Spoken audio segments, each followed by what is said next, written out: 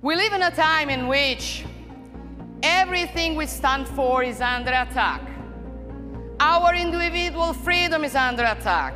Our rights are under attack. The sovereignty of our nation is under attack. The prosperity and well-being of our families is under attack. The education of our children is under attack. In front of this, people understand that in this age, the only way of being rebels is to preserve what we are. The only way of being rebels is to be conservatives. Giorgia Meloni is a key leader in the European Conservatives and Reformists group in the European Parliament. The group unites right-wing conservative parties with similar ideologies from all across the EU. So find your country on the screen to see which of your national parties aligns with the ECR group. Basically, what this means is that when you vote for the Law and Justice Party in Poland, the Brothers of Italy Party in Italy, or Vox in Spain, you're essentially backing the ECR's master plan for Europe. And this is why this video is so important, as we will explain what they're all about. Now, before we dive into their detailed proposals, let's quickly look at the structure of the ECR group. The ECR group consists of two European parties, the ECR Party and the European Christian Political Movement. This means that your national parties might align with either the ECR or the ECPM party, both of which are part of the ECR group. Additionally, national parties like the Finns party sit with the ECR group in the European Parliament, even though they aren't directly affiliated with a European party. Keep in mind that European parties and national parties may each have their own election manifesto. Yes, this might sound a bit complex, but here's the good news. The ECR group has managed to align on a list of priorities, which can be found on their website and which we'll dive into in today's video.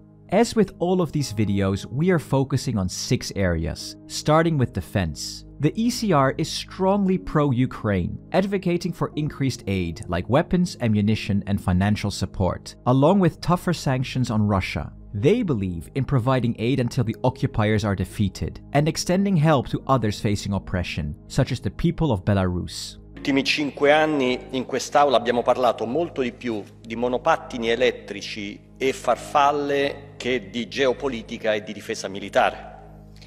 L'idea di rendere più saldo ed efficiente il pilastro europeo della NATO serve a rafforzare anche l'alleanza atlantica.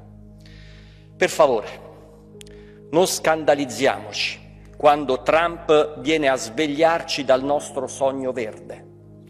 Non possono essere sempre gli altri a pagare o a morire al posto nostro.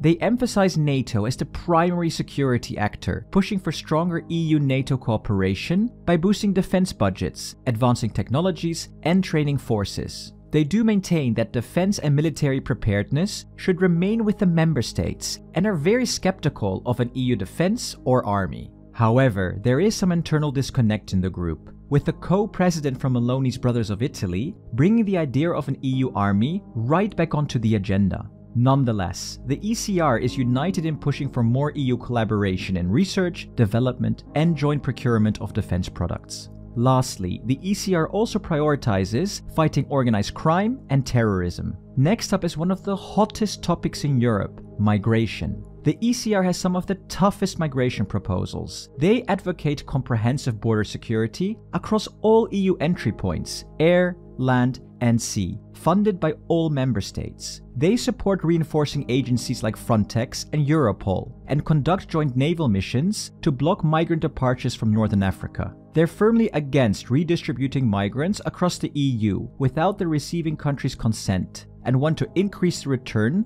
of rejected migrants to their countries of origin. The EU needs a deportation mechanism. You're an African head of state enjoying foreign aid from Europe will deduct 20,000 euros for every migrant your country refuses to take back. And sanctions shouldn't be just for Putin and other bad guys. Apply them to all countries who won't accept returns of their citizens. The ECR is focused on combating human trafficking and smuggling. They want to collaborate with third countries so that asylum procedures are managed there, basically assessing applications for protection outside of the EU. And then there's climate change and energy. The ECR plans to overhaul the Green Deal with a more localized climate strategy that prioritizes the concerns of ordinary people, farmers, fishermen, and businesses. Instead of adding new regulations, they want to enforce existing ones while securing adequate funding. They also don't support banning the combustion engine, believing it can remain viable through new technology and research into low-emission fuels. They also state their goals to lower emissions, clean Europe's air, protect wildlife, and safeguard fish and seas. However, apart from using the EU's emissions trading scheme to reduce emissions, they haven't provided clear details on how to achieve these goals. They also want to support farmers by making the EU's common agricultural policy less bureaucratic and protecting them from unnecessary green ideology. When it comes to energy, the ECR strongly advocates for a technology-neutral approach that champions nuclear energy and aims to make the EU a leader in geothermal power. Next is the economy. The ECR commits to empower small and medium-sized enterprises by cutting down on unnecessary red tape and calling for a temporary halt on new EU rules. They want to direct resources towards implementing and enforcing existing legislation.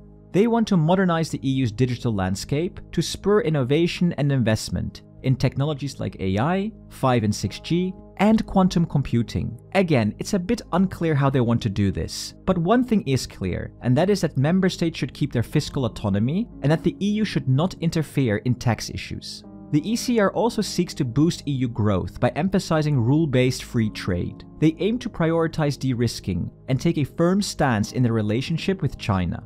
They also want to reform the World Trade Organization and build dynamic partnerships with key allies like the United Kingdom. Now, when it comes to social issues, details are somewhat limited on the ECR's website, likely indicating a preference for these issues to be managed at a local member state level. However, the ECR generally supports family-friendly policies that emphasize European cultural heritage and respect for each nation's traditions. Additionally, they are opposed to woke and cancel cultures. Now finally, what about EU reform and enlargement? Who the hell do you think you are to place yourselves above the member states? One is reminded of a well-known story about Dr. Frankenstein, who wanted to create a perfect being and instead he created a monster. What the report proposes is the grabbing of all essential competences of the member states, thereby reducing the national institutions to ornamental functions.